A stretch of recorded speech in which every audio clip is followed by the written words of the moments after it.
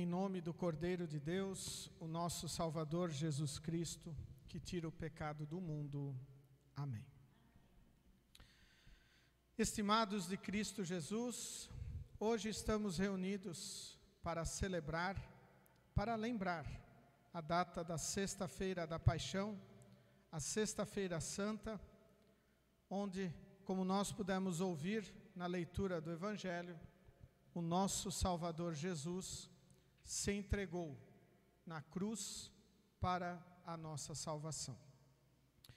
E queremos destacar uma pergunta para este momento de reflexão na palavra do Senhor, que é a seguinte: qual o significado da morte de Jesus tem em sua vida?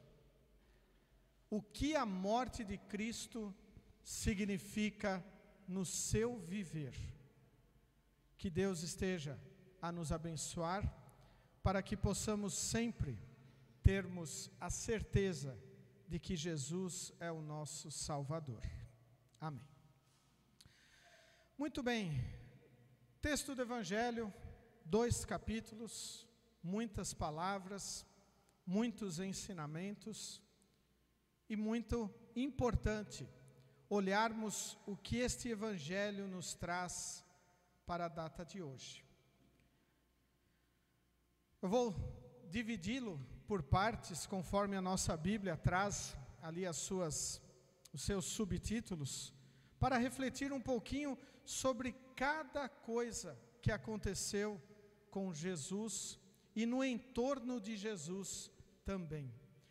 A primeira parte nos fala sobre a prisão de Jesus. Então, os discípulos juntos com Jesus no Monte das Oliveiras, e de repente chega ali Judas Iscariotes, que convivia com aquele grupo, convivia com o Mestre Jesus, junto com os soldados, e o prenderam. Nós temos ali ainda o ímpeto de Pedro, quando ele saca uma espada e corta a orelha de um dos oficiais.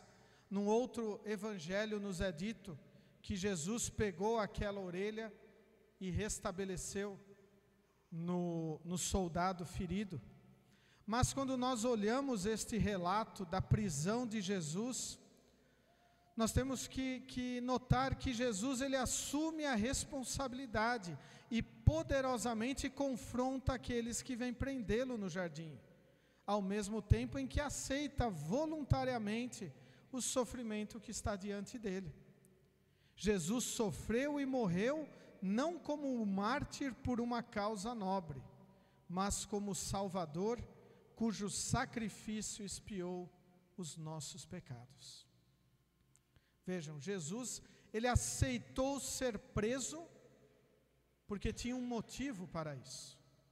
Não para ser um mártir qualquer, mas para ser o nosso Salvador. Um sacrifício uma vez por todas, como já estava predito na palavra de Deus, como Deus já havia profetizado ao longo de tantos anos, preparando este momento após a queda em pecado de Adão e Eva.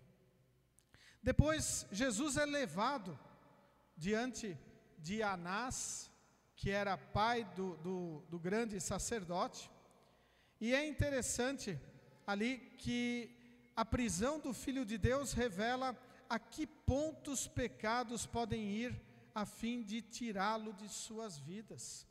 Pois eles ficam arquitetando as coisas para que Jesus fosse crucificado sem nenhum pecado, sem nada de ruim.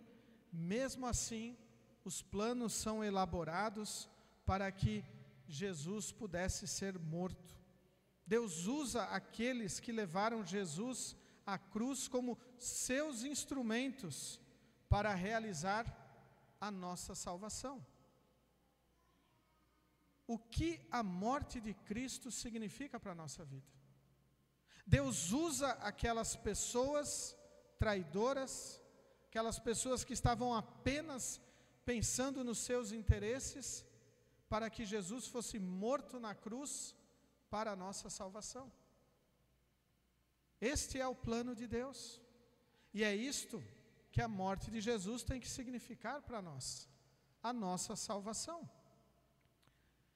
A seguir nós temos o nosso querido apóstolo Pedro aparecendo novamente no relato do Evangelho, onde ele nega Jesus a primeira vez. E aí, quando nós vislumbramos isso, nós também devemos refletir. Quantas vezes nós não agimos como Pedro? No impulso queremos defender a igreja, queremos defender Jesus, e depois quando confrontados, não era isso que eu queria dizer, ou ainda não o conheço. Tragicamente, nossas bocas com as quais confessamos Jesus como Salvador, também podem negá-lo rapidamente. Nosso amoroso Senhor não fez seu sacrifício expiatório de má vontade, nem mesmo por aqueles que o negaram e o abandonaram.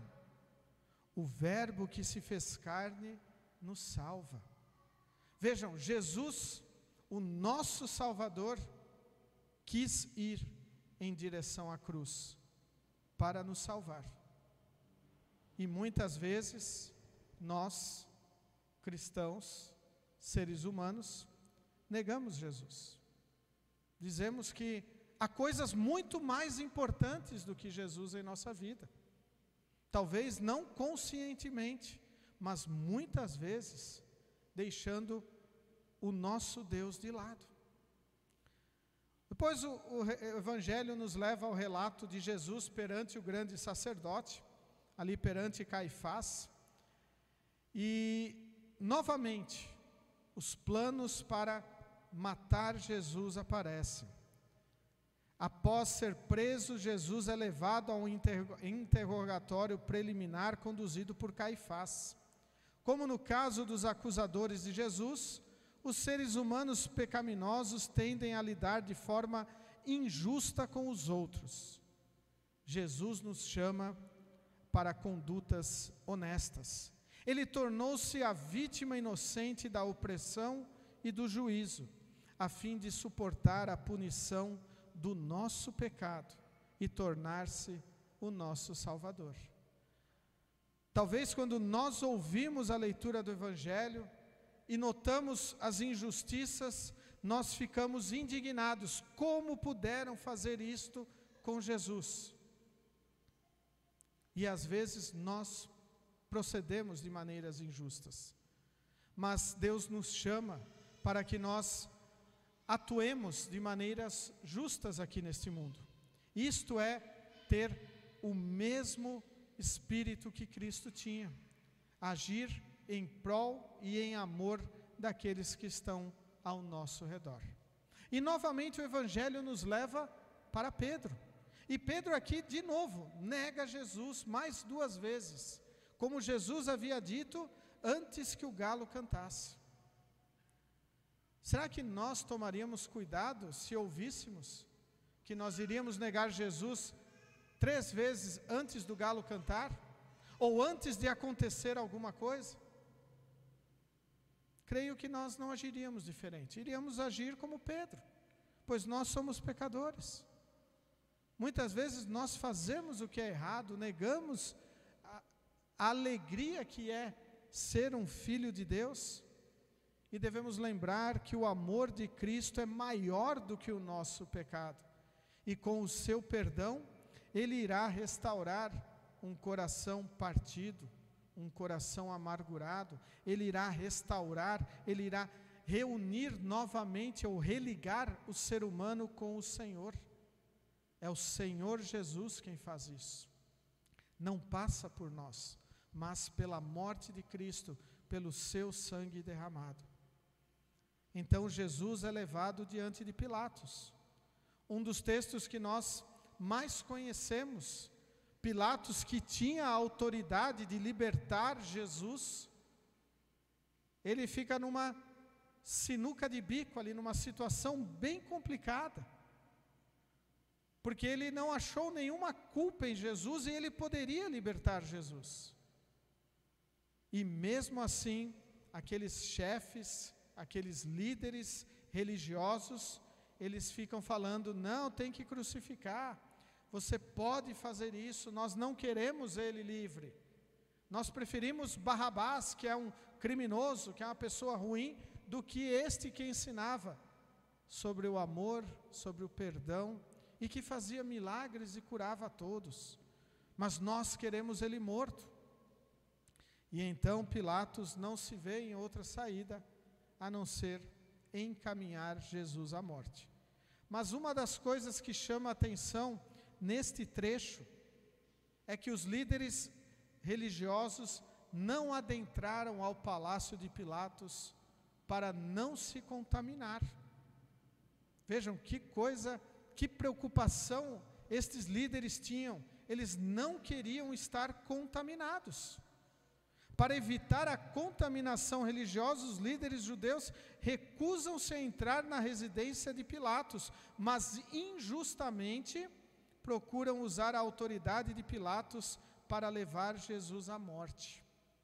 Até mesmo as pessoas religiosas são capazes de manipular os outros para promover interesses pessoais. Isto é a história da morte de Jesus. E nós devemos entender que tudo que Cristo passou foi para nos perdoar. Por isso a pergunta que eu fiz no início: qual o significado da morte de Jesus na sua vida? Que significado esta morte tem para nós? Será que é apenas sabermos que alguém se entregou por nós para nos perdoar? Será que é apenas nós nos reunirmos na Sexta-feira Santa para celebrarmos este culto? Será que esta morte só tem significância nesta data? Vamos adiante, né? Jesus é condenado à morte. Pilatos então sucumbe a essa pressão política e ele então encaminha Jesus para a crucificação. Lembrando, a cruz era um dos instrumentos mais cruéis de morte que havia naquela época. E foi isto que o nosso Salvador fez. Pegou os nossos pecados, as nossas culpas, e levou-as à cruz do Calvário. Se entregou lá voluntariamente. Não quis discutir, nem chamou nenhum advogado para defendê-lo. Do lado de Jesus apenas tinha a verdade. E Jesus apenas foi falando a verdade, tanto com Anás, depois com Caifás, e então com Pilatos. Em nenhum momento Jesus brigou para sair dali, mas ele continuou testemunhando o que ele havia vindo fazer aqui neste mundo. O texto de João nos relata sobre a crucificação de Jesus, nos relata sobre como, após a sua morte, os soldados tiraram sortes com a sua túnica e repartiram as suas vestes. Mas o que nos chama muito a atenção no relato do Evangelho, no versículo 30, quando diz o seguinte: quando ele tomou o vinho, disse: tudo está completado. Então baixou a cabeça e morreu. Assim foi a morte do nosso Salvador. Jesus entregou o seu espírito, como nós encontramos em outra tradução bíblica. Mas antes de morrer, ele diz: tudo está completado, tudo está cumprido. A partir deste momento, todos os pecados de toda a humanidade estão perdoados. Não há mais necessidade de se oferecer sacrifícios de animais em símbolo, simbolizando o sacrifício do Messias que havia de vir. Naquela trágica sexta-feira, há mais de 2000 anos atrás, a nossa salvação foi completada na cruz de Jesus. Que notícia maravilhosa! Mesmo quando nós lembramos o que Cristo sofreu, os flagelos que ele sentiu, todas as dores, tudo o que ele passou, e até conforme relatado na leitura do Antigo Testamento, muitos não queriam nem olhar para Jesus. Tinham medo, talvez tinham nojo. O estômago virava por saber o que Jesus tinha feito, ou o que o servo sofredor do Senhor tinha passado. E esta imagem, lógico, é de um filme, é ficção, mas esta imagem nos faz refletir, nos faz lembrarmos o que Jesus sofreu para nos perdoar, para nos salvar. E uma das coisas mais importantes que devemos lembrar, ele fez isso porque nos ama, com a sua morte voluntária.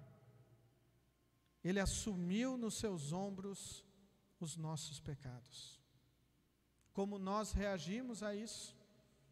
Como eu disse, muitas pessoas, muitas vezes não conseguem olhar esse tipo de imagem, não conseguem assistir filmes que mostram isto, e aí nós devemos nos perguntar, por que não conseguimos olhar isto? Por que não conseguimos enxergar o nosso Salvador sofrendo? É por medo da condenação? É por vergonha dos nossos pecados? Ou é por desprezo ao Salvador? O maior gesto de amor que alguém poderia fazer por outra pessoa no mundo foi este gesto. Foi Cristo se entregando para nos salvar. A morte de Cristo, por mais trágica que foi, deve encher os nossos corações de alegria. Não alegria por nós ficarmos felizes pelo sofrimento de alguém, mas pela alegria de Deus nos reconciliar com Ele, nos dar o perdão e principalmente por dizer: tudo está completado, os teus pecados estão perdoados. Como é maravilhoso nós termos o Salvador Jesus em nossa vida, saber do seu perdão, e lógico, nós também sabemos que Cristo ressuscitou. Ele não ficou morto. A história de Cristo não terminou na sua crucificação e no seu sepultamento, até onde foi a leitura do Evangelho de hoje. Nós sabemos que continua. Nós vivemos a certeza da ressurreição de Jesus. Por isso é tão importante para nós sabermos que a obra de Cristo foi completa para nós.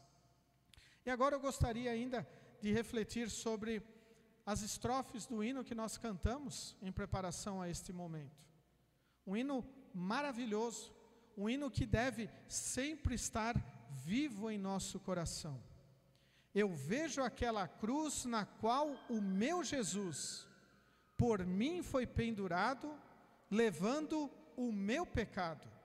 Sua angustiosa morte mudou a minha sorte.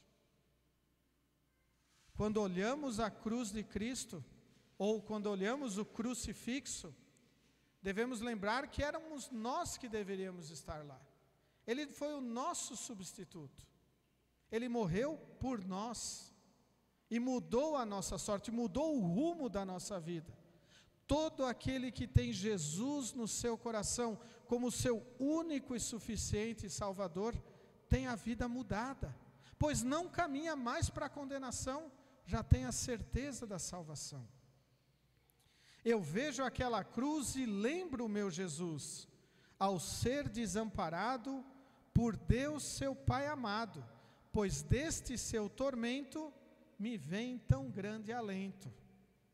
Vejam, todo o tormento, todo o sofrimento que Jesus passou, foi para nos dar tranquilidade, perdão e liberdade.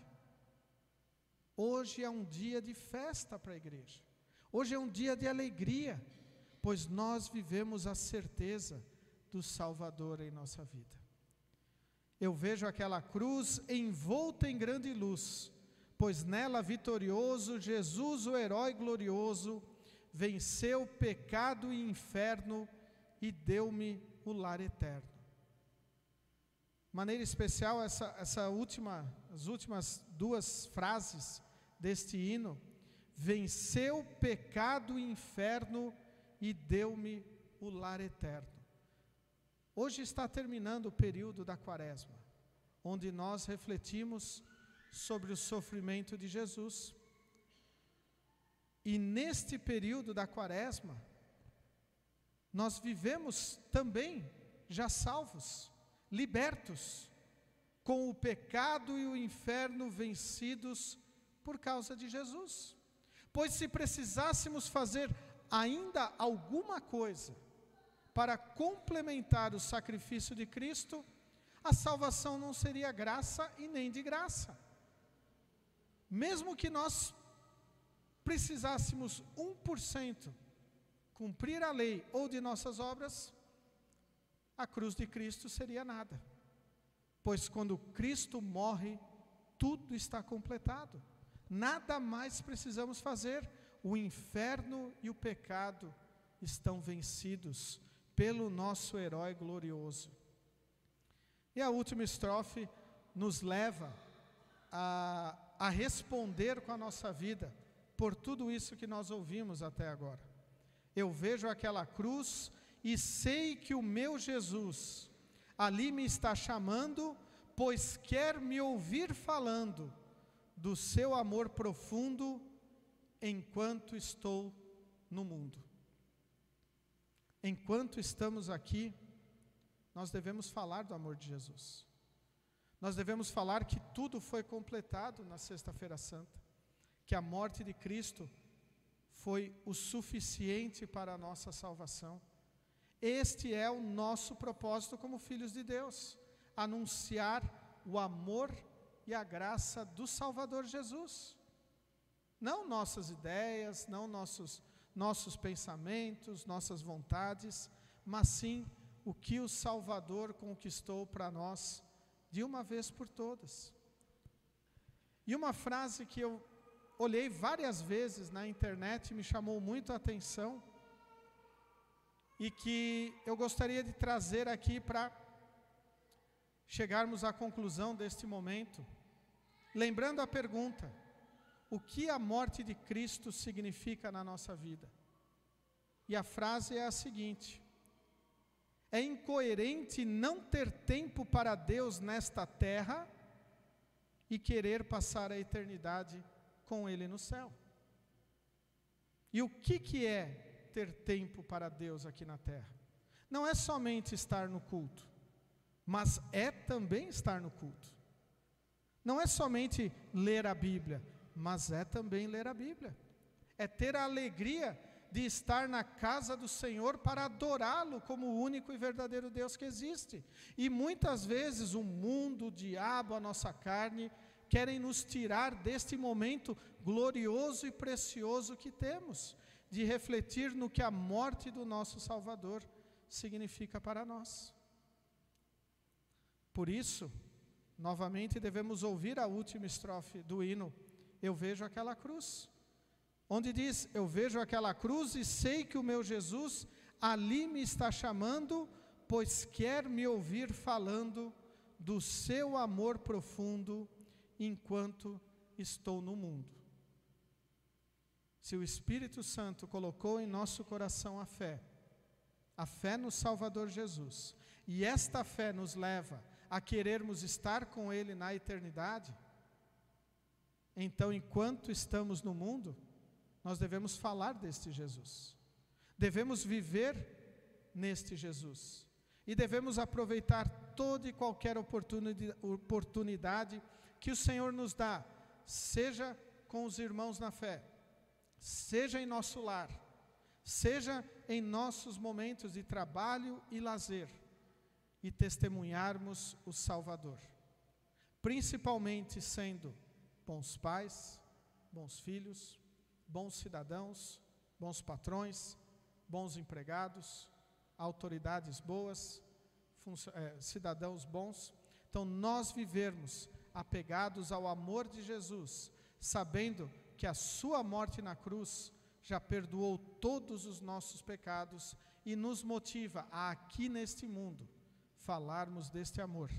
E além de falarmos, vivermos este amor. Também não adianta nada proferirmos que Jesus é o nosso Salvador, se nós não queremos dedicar a nossa vida e nem adorá-lo. Como é importante olharmos a cruz de Jesus e sabermos que Jesus morreu porque nos ama, para o nosso perdão, e assim todos nós podemos ter a liberdade que Jesus nos conquistou, liberdade do pecado, do diabo e da morte, e assim termos a certeza de que em Cristo, com tudo completado por Ele, o nosso lugar é no paraíso celeste. Amém. Convido todos a se colocarem em pé. Que a paz de Deus, que excede o nosso humano entendimento, guarde os nossos corações e nossas mentes em Cristo Jesus, o nosso Salvador. Amém.